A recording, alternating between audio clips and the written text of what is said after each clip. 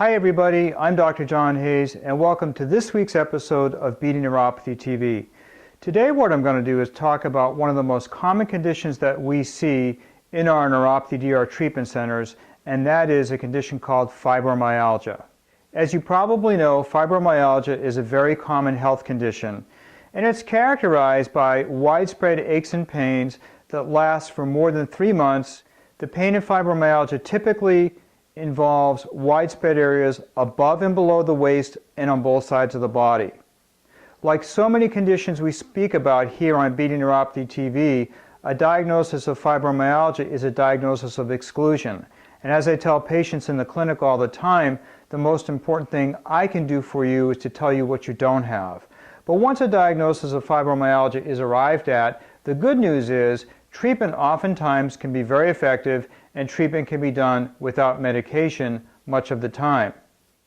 One of the pieces of breakthrough research that just occurred in 2013 was the discovery that a significant number of patients who have fibromyalgia may actually have small fiber neuropathy.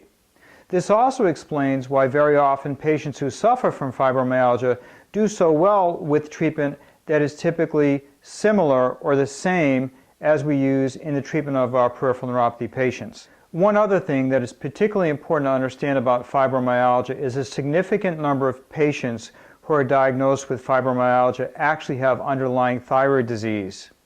Diagnosing underlying thyroid disease, as well as other conditions, sometimes requires extensive testing, and it can require the visit to more than one specialist.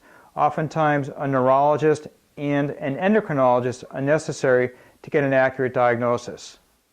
I would suggest you work as diligent as possible with your healthcare providers to get an accurate underlying diagnosis. Once the underlying diagnosis is made, it's important to understand that drug therapy, or drug-only therapy especially, has significant limitations.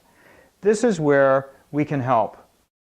The good news is, several studies done in fibromyalgia have shown that adding things such as exercise, manual therapy, and a plant-based or vegan diet can go a long way towards helping to stimulate metabolism, helping patients feel better, and the most important thing, improving their quality of life. Having a diagnosis of fibromyalgia or other form of chronic pain doesn't necessarily mean you are doomed to take strong medication forever. It does mean that you do need to work diligently to improve those factors that can have a direct influence on how you feel and your quality of life. To that end, that's why we're here. Make sure you take advantage of all the resources that we have for you every day on Facebook and also our weekly radio shows. Thanks for watching, and be sure to tune in for next week's episode of Beating Neuropathy TV.